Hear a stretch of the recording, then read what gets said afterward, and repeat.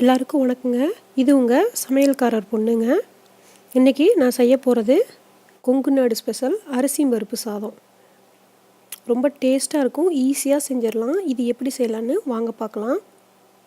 இதுக்கு தேவையான பொருட்கள்: ஒரு பெரிய வெங்காயம், 2 காஞ்ச மிளகா, 4-5 கருவேப்பிலை. காஞ்ச மிளகா தாங்க போடணும், அப்போ தான் டேஸ்ட்டாக இருக்கும். அப்புறம் 4 பூண்டு, கொஞ்சோண்டு சீரகம், கொஞ்சோண்டு மிளகு வச்சு தட்டி வச்சுருக்கேன். இது 2 தக்காளி பொடி பொடியாக கட் பண்ணி வச்சுருக்கேன். இது 1 டம்ளர் அரிசி, 1/2 டம்ளர் பருப்பு. அரை மணி நேரத்துக்கு முன்னாடியே நல்லா தண்ணியில் 2 டைம் கழிஞ்சிட்டு வச்சுருக்கேங்க. இப்போ உங்களுக்கு காட்டுறதுக்காக நான் இப்படி வச்சுருக்கேன். இதில் நான் இப்போது 3 டம்ளர் தண்ணி ஊற்றி வச்சுருவேன். இப்போது எப்படி செய்யலான்னு பார்க்கலாம். அடுப்பு பற்ற வச்சு குக்கர் சூடானதும் அதில் 2 ஸ்பூன் எண்ணெய் விட்டுக்கணும். கல்லெண்ணெய் தான் இதுக்கு சூப்பராக இருக்கும், நீங்கள் கல்லெண்ணெய் விட்டுக்கோங்க. எண்ணெய் சூடானதும் அதில் கொஞ்சம் கடுகு, வெள்ளுளுத்தம் பருப்பு, கடலப்பருப்பு கொஞ்சம் போட்டு கடுகு பொரியட்டும். இப்போ பார்த்திங்கன்னா கடுகு நல்லா பொரியுது. இதில் தட்டி வச்ச சீரகம், மிளகு, பூண்டு பேஸ்ட்டை இதில் போட்டுடலாம். இதை நீங்கள் மிக்சியில் போட்டு அரைக்க வேண்டாம், நல்லா தட்டிக்கணும். ஏன்னா மிக்சியில் போட்டிங்கன்னா பேஸ்ட் மாதிரி ஆயிடும், அப்போ அது டேஸ்ட் நல்லா இருக்காது.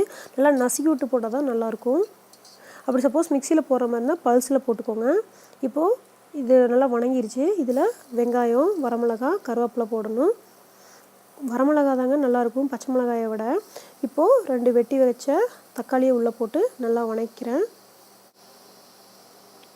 இதில் கொஞ்சம் மஞ்சத்தூள் போடணும், கொஞ்சம் மிளகாத்தூள் கொஞ்சமாக போட்டால் போதும். ஏன்னா நம்ம ஏற்கனவே வரமிளகா போட்டிருக்கோம் இல்லைங்களா, அந்த காரமே இருக்கும். அப்புறம் மிளகும் போட்டிருக்கோம். இப்போது கொஞ்சம் உப்பு போட்டு நல்லா கலக்கணும். தக்காளி நல்லா வேகணுங்க. தக்காளி தெரியாத அளவுக்கு முழுசாக இல்லாமல் நல்லா குழஞ்சி வெந்துடணும். வெங்காயம் எல்லாம் மசிஞ்சிருச்சு. இப்போ பாருங்கள், தக்காளி இருக்கிறதே தெரியல, நல்லா குழக்குலான்னு ஆயிடுச்சு.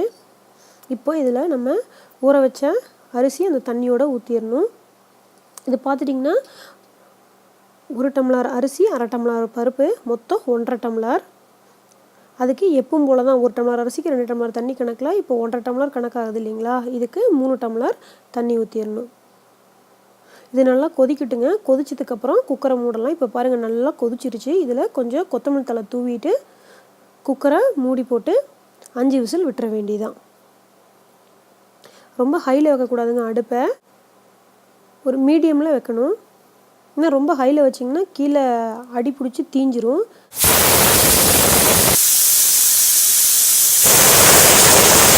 இப்போது அடுப்பு ஆஃப் பண்ணிட்டேன், விசிலும் அடங்கிருச்சு. இப்போது நம்ம திறந்து பார்க்கலாம் எப்படி இருக்குன்னு. பாருங்கள், சூப்பராக அரிசி பருப்பு சாதம் ரெடி ஆயிடுச்சு. உதிரியாக வந்திருக்கு பாருங்கள், குழக்குலன்னு ஆகவே இல்லை, உதிரியாக வந்திருக்கு. இதுக்கு ஃபஸ்ட் நம்ம என்ன பண்ணணும்னா 5 விசில் வந்தோடனே அடுப்பை ஆஃப் பண்ணிவிட்டு பக்கத்து அடுப்பில் எடுத்து வச்சிடணும். அதே அடுப்பில் வச்சிங்கன்னா அடி பிடிச்சிரும். இப்போ பாருங்கள், சுவையான அரிசி பருப்பு சாதம் ரெடி ஆயிடுச்சு. இது எப்போது எங்கள் வீட்டில் வெள்ளிக்கிழமை நைட்டு எங்கள் அம்மா செய்வாங்க. வெள்ளிக்கிழமை நைட்டும் செம்மையாக சாப்பிட்ருவோம். சனிக்கிழமை காலைல செம்ம சண்டையாக இருக்கும், யாருக்கு அதை சாப்பிட்றது அப்படின்ட்டு. ஆனால் இந்த சாப்பாட்டில் லேசாக மேலே கல்லெண்ணெய் ஊற்றி பிணைஞ்சி சாப்பிட்டாவே அருமையாக இருக்குங்க. இல்லாட்டி நெய் ஊற்றி சாப்பிட்லாம்.